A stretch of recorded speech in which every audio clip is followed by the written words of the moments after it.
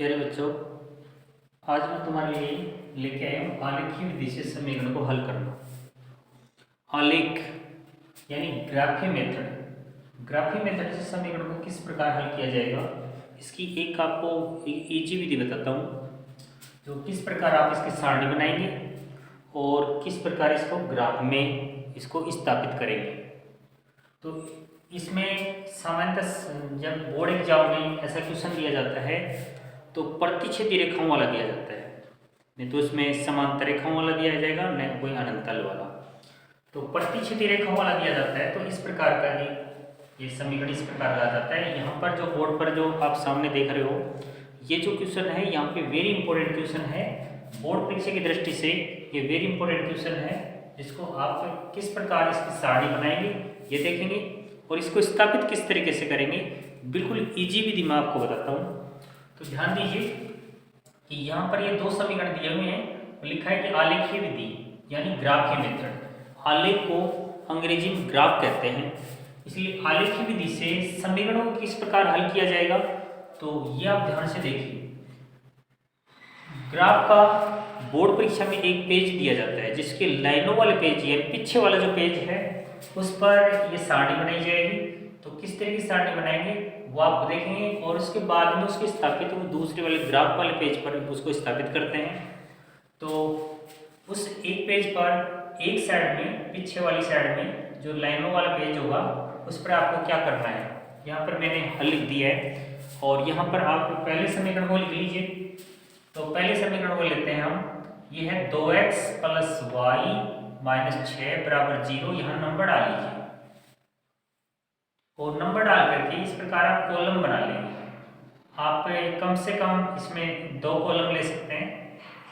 दो कॉलम का मतलब ये है कि एक तो x और y के लिए अलग से लेते हैं और दो बिंदु और चाहिए, कम से कम दो बिंदु। ज़्यादा से ज़्यादा आप 3 भी ले सकते हो, 4 भी ले सकते हो, कोई प्रॉब्लम नहीं है, लेकिन कम से कम 2 होने चाहिए।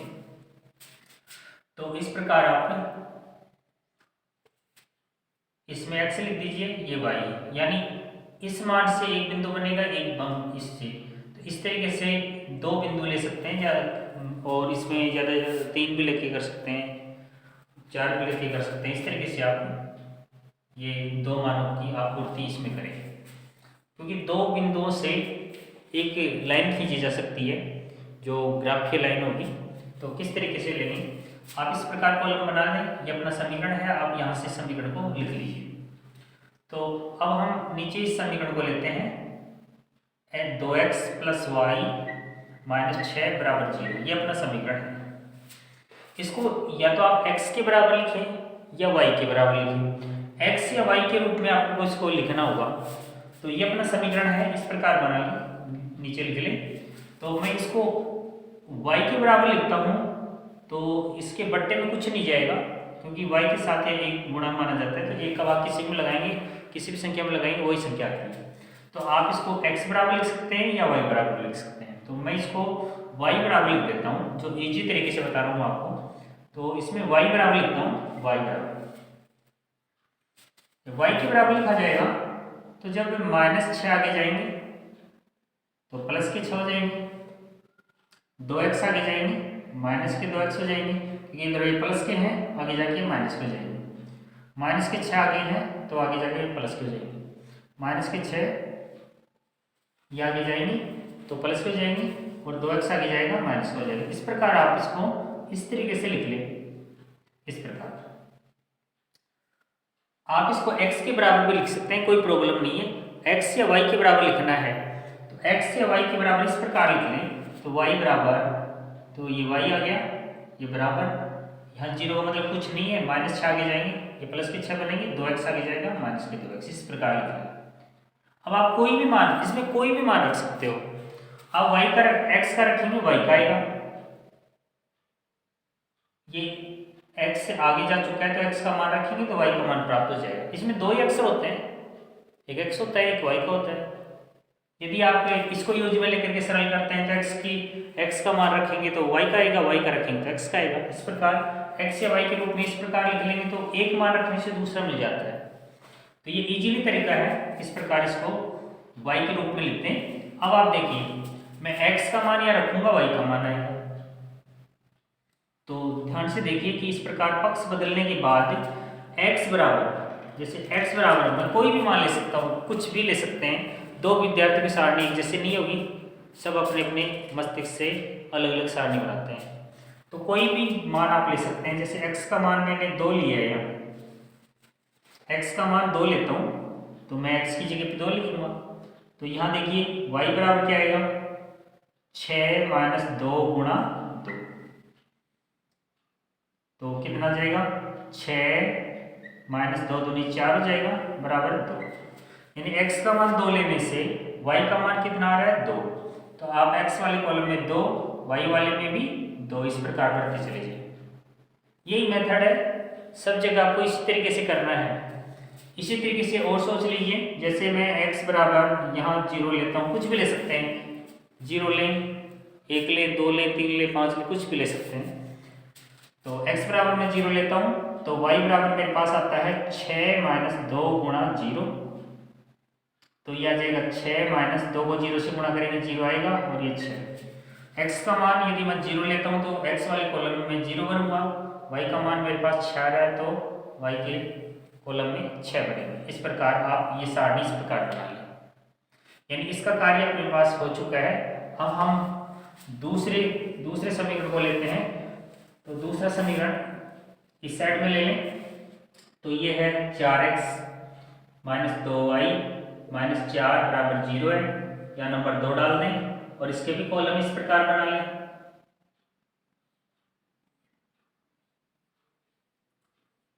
ये x हो गया, ये y हो गया। इस प्रकार आप कॉलम बना सकते हैं। इसके बाद इसी तरीके से आप इसको नीचे आप इस प्रकार लिख लें, वापिस इसी को नीचे लिख लें और x या y के रूप में लिखेंगे। यदि आप y के रूप में लिखेंगे तो -2 का भाग आपको देना पड़ेगा। तो अपन इसको इजी तरीके से बनाते हैं। आप देखिए दोनों पक्षों में 2 का भाग जा सकता है। तो आप दोनों पक्षों में 2 का भाग दे करके इसको और भी इजी बना लें, क्योंकि 2 का भाग इसमें भी जाता है, इसमें भी जाता है, इसमें भी जाता है, 0 भी जाता है। 0 में देंगे तो 0 आ जाएगा। तो 2 का भाग इसमें देते हैं तो ये आ जाएगा 2x, और इसमें 2 का भाग देंगे तो ये -y आ जाएगा। इसमें 2 का भाग देंगे तो ये 2 आ जाएगा, और 0 में देंगे तो 0 आ जाएगा। आप दोनों पक्षों में कितने का भाग देंगे, 2 का। इस प्रकार 2 का भाग दे देंगे। अब मैं यदि इसको y के बराबर लिखता हूँ तो बट्टे में यहाँ माइनस का 1 जाएगा, इसलिए ये बट्टे में जाएगा तो थोड़ा जटिल हो जाएगा। इस वजह से आप x के बराबर लिखेंगे इसको। तो x के बराबर लिखेंगे तो बट्टे में जाएगा 2, इजीली भाग दे सकते हैं 2 को। ये दोनों मान जब आगे जाएंगे तो प्लस के बन जाएंगे। तो मैं इसको x के बराबर लिख देता हूँ। x बराबर, इधर मैंने y बराबर किया था, इधर मैं x बराबर लिख देता हूँ। इसमें x के बराबर लेंगे, बट्टे में केवल 2 जाएगा। यदि इधर आप x के बराबर लेते हैं तो इसमें बट्टे में 2 जाएगा, इसमें भाग देना पड़ता। और इसमें y के बराबर करते हैं तो भाग देने की आवश्यकता नहीं है। तो मैं इसमें x के बराबर लेता हूँ, -y जब आगे जाएगा तो प्लस का y बन जाएगा, -2 जब आगे जाएंगे तो प्लस के 2 बन जाएंगे, और बट्टे में चला जाएगा ये 2। इस प्रकार आपको चेंज करना होगा। अब आपको मालूम पड़ जाएगा क्या रखने से क्या आएगा। आप सामान्यतः मौखिक भी यदि करना चाहेंगे तो कर सकते हैं आराम से। यहाँ पे 2 रखेंगे तो 2 4 हो जाएंगे, 2 का भाग देंगे 2 आ जाएंगे। इस प्रकार भी आप देख सकते हैं, क्योंकि ये एक इजी मेथड हो गया। इसमें आप एक मान रखो दूसरा जाएगा, लेकिन इस प्रकार आपको थोड़ा सा सोल्व करना पड़ेगा, और इसी से सारणी का निर्माण होता है। किसी भी तरीके के समीकरण आते हैं तो आप इस प्रकार आप सारणी बना सकते हैं। इंपॉर्टेंट है इसमें सारणी जिस विद्यार्थी ने ठीक से बना ली है, सही बना ली है, ग्राफ उसका बिल्कुल करेक्ट जाएगा, बिल्कुल इजीली तरीके से वो कर सकता है। अब देखिए मैं y की वैल्यू यहाँ पर 2 लेता हूँ, कुछ भी ले सकते हैं, कोई जरूरी नहीं कि मैं ले रहा हूँ वही ले, लेकिन ऐसी वैल्यू ले जिसमें 2 का भाग पूरा चला जाए। तो 2 का भाग जाने वाली संख्या लेंगे तो ग्राफ में आपको कोई प्रॉब्लम नहीं होगी, और यदि पॉइंटों में लेंगे तो ग्राफ के लिए उचित पैमाना मानने में थोड़ी सी प्रॉब्लम आ सकती है। बाकी कोई दिक्कत नहीं है, भाग जाने वाली संख्या बहुत सारी होती हैं, अनेकों मान होते हैं, अनेकों बिंदु होते हैं, कोई भी बिंदु आप ले सकते हैं। y बराबर हम 2 लें तो x बराबर हमारे पास क्या आएगा, ध्यान से देखिए y की जगह आपको 2 लिखना है, 2 प्लस यहाँ पे 2 बट्टे में 2, 2 2 यहाँ 4 हो गया बट्टे 2, 4 में 2 का भाग देंगे बिल्कुल इजीली 2 आ जाएंगे, तो y का मान 2 आ गया इसमें, x का मान 2, x का मान भी 2 है। उसके बाद कोई अन्य मान ले लीजिए, माइनस में भी ले सकते हैं, इधर माइनस में नहीं लिया प्लस में लिया है तो माइनस में भी ले सकते हैं। y बराबर, जैसे मैं माइनस में 2 ले लेता हूँ तो देखिए माइनस के 2 लेने से x बराबर, यहाँ पर आप देखिए कि माइनस के 2 आ गए, y की जगह पे माइनस के 2 और प्लस ये 2 बट्टे में 2, 2 में से 2 निकालेंगे 0 आ जाएगा, 0 बट्टे 2 यानी 0। y की वैल्यू माइनस 2 लेने से, यानी y की वैल्यू माइनस 2 लेने से x की वैल्यू हमारे पास आ रही है 0। इस तरीके से आपको सारणी का निर्माण करना है। यहाँ पर आप देखिए कि इसमें 2 2 और यहाँ पर भी 2 2, यहाँ पर ये प्रतिच्छेदी रेखा वाला है, तो यहाँ पर यदि एक मान बराबर नहीं भी आते हैं तो कोई प्रॉब्लम नहीं है, लेकिन जहाँ पर रेखाएं एक दूसरे को काटेंगी आंसर वही होंगे। यहाँ पे एक सारणी का निर्माण, एक रेखा का, एक लाइन का निर्माण इससे होगा इस समीकरण से, और दूसरी लाइन का निर्माण इससे होगा। ये रेखिक समीकरण है, यानी इनके मान एक ही रेखा पे चलते हैं, एक रेखा इससे बन जाएगी, एक रेखा इससे बन जाएगी, दोनों रेखाएं एक दूसरे को काटेंगी, और जहां दोनों रेखाएं एक दूसरे को काटेंगी आंसर वही है, वहीं पे इनका हल है। अद्वितीय हल वाला प्रतिच्छेदी रेखा वाला समीकरण बोर्ड एग्जाम में दिया जाता है। तो ध्यान से देखिए कि इस प्रकार आप सारणी का निर्माण करने के बाद ग्राफ में किस प्रकार स्थापित करेंगे वो मैं आपको बताता हूँ। इस प्रकार आपको सारणी बनानी है, कोई भी समीकरण हो, किसी भी प्रकार का हो, आप इस प्रकार सारणी बना लीजिए और उसके बाद उसको स्थापित कर देंगे। यहाँ पर तो अपने पास कॉमन मान आ चुके हैं, आंसर तो यही है, लेकिन यदि कॉमन नहीं भी आते हैं तो आपके आंसर कहाँ पे होंगे, जहां दोनों रेखाएं एक दूसरे को काटेंगी यानी प्रतिच्छेद करेंगी।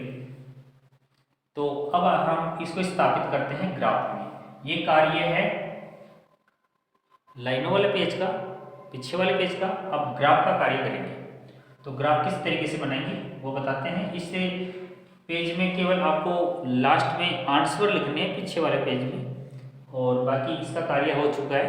अब हम ग्राफ का कार्य करते हैं।